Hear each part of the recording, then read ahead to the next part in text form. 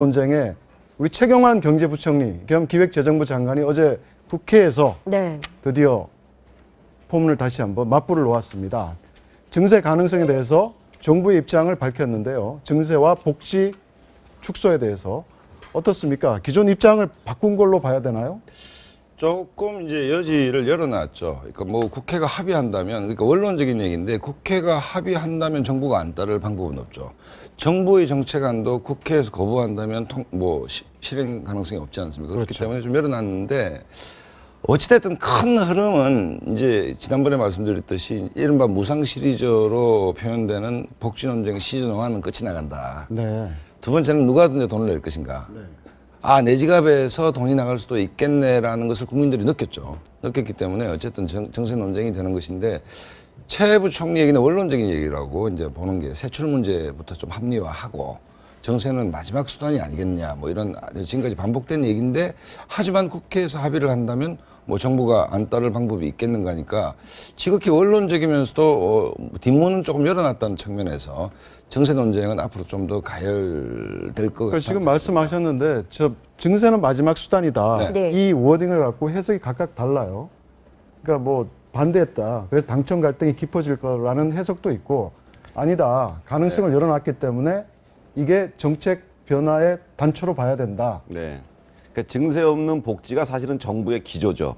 그게 쉽게 바뀐다고 뭐 대통령이 얘기도 안 했는데 장관 마음대로 바꿀 수는 없는 문제고요. 그건 뭐 총리나 뭐 전체 경제장관 회의에서 결정돼야 될 문제이기 때문에 증세 없는 복지로 그냥 간다. 그런데 국회에서 워낙에 완강하게 거짓말 아니냐, 왜 거짓말하냐 이제 이렇게 얘기를 하다 보니까 그거는 최후의 마지막 마지막 수단이다. 최후의 보루다. 이런 식으로 약간 좀 후퇴한 그런 모양새인지 뭐 어떤 정책의 기조가 바뀌었다고 볼 수는 없을 것 같아요. 바뀐다고, 그러니까 예를 들어서 이겁니다. 이제 그 정부가 생산하는 물건을 네. 정당은 국민한테 팔아야 됩니다. 그게 선거죠. 네.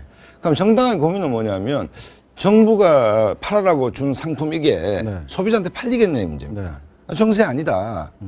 정세 맞다 소비자는. 예. 네. 이 간극이 있지 않습니까? 네. 그러면 정당은 세일즈맨입니다. 내년 4월 총선에서 정부가 만들어 놓은 이 제품을 팔아야 되는데 소비자들이 거부합니다. 재미난 비유군요. 그럼 어떻게 되죠? 그러니까 소비자의 마음에 맞춰야 되는 것이죠. 그렇죠. 죄송합니다. 네. 당신 주머니에 돈이 나가니까 정세 맞네요. 네. 그럼 그걸 경제학적으로 아주 정치한 용어로 정세냐 아니냐 논쟁할 게 아니고 소비자들이 생각할 때 내 주머니에 돈이 나가고 물건이 비싸졌으니까 네. 인상이라고 보는 거 아닙니까? 네. 그게 이제 당심인 것이고 네. 정부는 사실은 그렇게 가볍게 또 움직일 수는 없죠. 정책 기조가 이렇게 왔다 갔다 하면 안 되기 때문에. 이와 그러니까 관련해서 그 가장 간격이 있는 거죠. 이슈가 됐던 게 결국 연말정산 논란이잖아요. 그렇죠. 그렇죠. 말씀하셨듯이 내 주머니에 돈이 나가니까 내 주머니에서 돈이 나가니까 증세 아니냐라고 국민들 많이 생각하는데 최 부총리 강하게 여기에도 반박을 좀 했습니다. 함께 들어보시죠.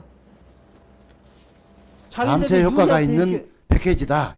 세부담이 그 고소득층에는 증가하는 효과가 네, 있었고, 알겠습니다. 예, 자, 저소득층에는 이번에 감소하는 효과가 있을 때 이번에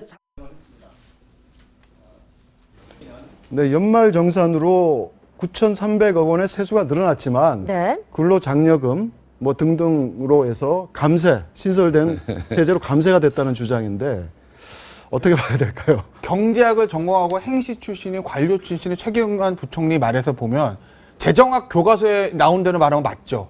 세목을 신설하고 세율을 높이는 건 증세다. 저에게는 최경환 부총리 아마 인사청문회도 했을 거예요. 그때도 아마 증세에 물으니까 세목 신설과 세율 인상의 증세는 없다는 얘기를 했거든요. 근데 그거는 관료들 입에서 나오는 교과서에 있는 내용이고 국민 입장에서는 내 주면서 돈이 나가면 나한테 들어올 게 안 들어오면 그게 바로 증세입니다. 그렇죠. 국민이 느끼는 증이라는 것은 바로 그런 것이거든요. 주먹에서 빠져나가는 거.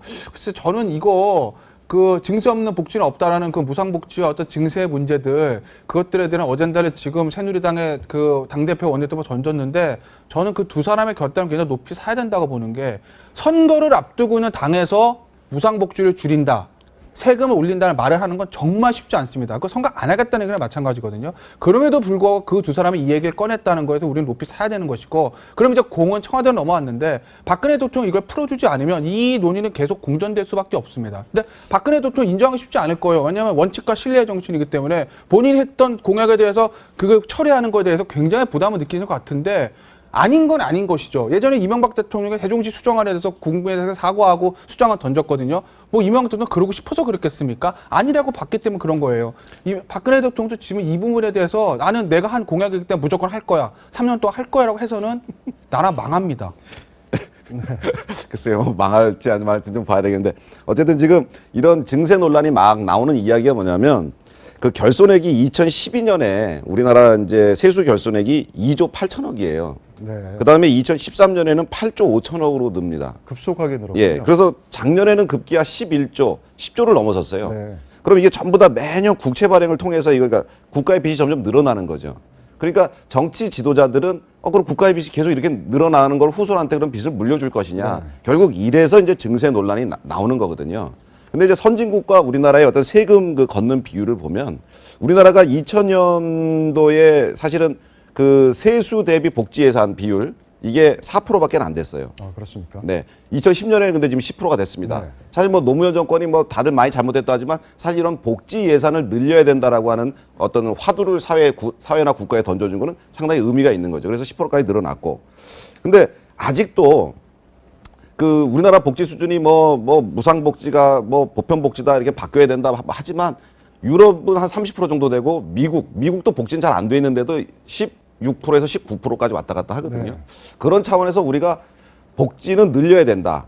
그리고 세수는 줄고 있다. 결국은 증세를 해야 되는 거 아니냐. 이게 이제 그 여당 정치 지도자들의 이제 이야기인데 제가 보기에는 그 전체적으로 다 맞는 것 같아요. 그리고 국회 예산정책처에서도 그와 비슷한 자료를 냈고 있고 우리 김태현 변호사도 지금 아주 힘주어서 지금 강조하고 계시지 않습니까? 이런 것들이 결국은 이제 청와대로서도 사실은 경제가 이렇게 안 좋아질 줄 몰랐거든요. 경제난이 되다 보니까 법인세가 줄어들고 이러다 보니까 세수가 안 거치는 거거든요. 그래서 처음에는 증세 없는 복지를 이야기했었지만 이제 지금 상황으로서는 계속 그렇게 가긴 좀 어려운 거 아니냐. 그래서 이제 최경환 대표도 그럼 국회에서 한번 정해서 좀 얘기를 해달라. 이렇게까지 이제 얘기가 되어가고 있는 것 그러니까 뭐 같습니다. 굉장히 복잡하게 얘기를 했는데 정치는 기본적으로 프레임 전쟁입니다. 그러니까 어떤 프레임이 작동하느냐의 문제인데 네. 박근혜 대통령 취임식 때 국민 행복 시대를 열겠다. 그다음에 네. 정세 없이 복지하겠다.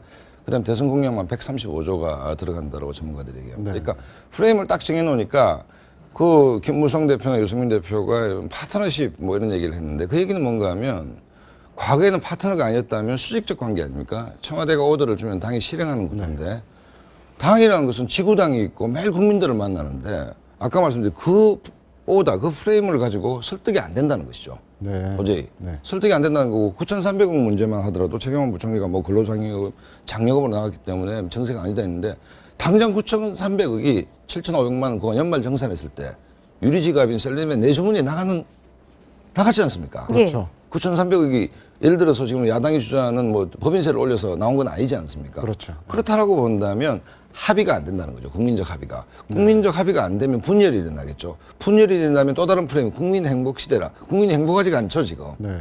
그러면 대전제 취임식 때 얘기했던 국민 행복 시대와 정세 없이 복지라는 프레임이 살짝 무너진 것이죠, 이거. 충돌하고 있다고 봐야 충돌하고 되겠죠? 있죠. 네. 그러니까 저는 이걸 부정적인 뭐 개파 갈등 측면에서 보는 게 아니고 아주 바람직하다. 특히 여권 내에서 과거에 보기 힘든 장면입니다. 여권 내에서 당과 청이 다른 목소리를 내는 게 보기 힘들지만 국민 행복을 위해서는 이런 논란이 필요하다. 저는 이렇게 봅니다. 네, 당과 청의 다른 목소리. 최경환 부총리 얘기 하나만 더 들어볼까요? 여권에서조차 이 증세 없는 복지 수정 요구가 나오자 현 정부의 복지나 증세를 언론이 잘못 해석했다라는 주장을 했습니다. 한번 들어보시죠. 제 입으로는 정세 없는 복지 이렇게 말씀을 올린 적은 없고요. 그거를 언론이나 또 해석을 하면은 그게 정세 없는 복지로 그 얘기 아니냐. 뭐 정확하게 언론 탓을 한 건 아니네요. 저 질문이 아마 나성민 의원 질문에 대해서 이제 네, 최경환 맞습니다. 부총리가 이제 대답하는 장면인 것 같은데, 그러니까 정치인 얘기가 이게 예술입니다. 그러니까 내 입으로 정세 없는 복지라는 얘기를 한 적이 없다는 없다. 얘기는 역시 문을 열어놓은 것이죠. 문을 열어놓은 것이고. 근데 사실은 이 문제를 우리가 정치적으로 다룰 문제가 아니고 우리가 뭐 제가 별로 안 좋아하는 표현인데 악마는 뭐 디테일에 있다.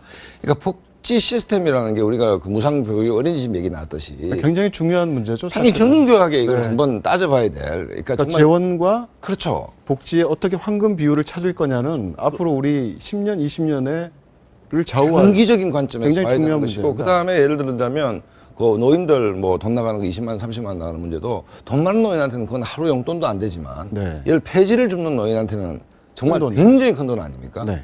그러면 20만 원, 30만 원 폐지를 주는 노인한테 10만 원만 더 준다 하더라도 굉장히 도움이 되는 거 아닙니까? 네. 그러니까 그렇게 설계 자체가 이게 이념적 문제가 좀 정교하게 좀 따져봐야 된다 뭐 이런 생각이 듭니다. 근데 저는 좀 선호가 있어야 된다고 봅니다. 왜냐하면은 우리가 이제 정부 자금으로 기업이 망하거나 기업이 어려울 때 이렇게 기업 회생 프로그램에 자금 지원을 할 때 그냥 돈부터 주지 않거든요. 철저하게 구조 조정하고 아주 효율화하고 제대로 여기에 돈을 줬을 때 허투루 쓰이는 돈이 없다고 믿을 때 정부 국민들이 그렇게 원하니까. 그래서 정부가 그 기업에 돈을 주는데 지금 이것도 그래요. 이 복지 프로그램도 과연 우리나라 지금 복지 프로그램이 과연 그 알뜰하게 잘 쓰여지고 있느냐. 그 시스템 먼저 알뜰하게 좀 만들어 놓고 그 다음에 재원이 투입되어야 되는 거 아니냐. 저는 그 선후 관계가 좀 있어야 된다고 봅니다.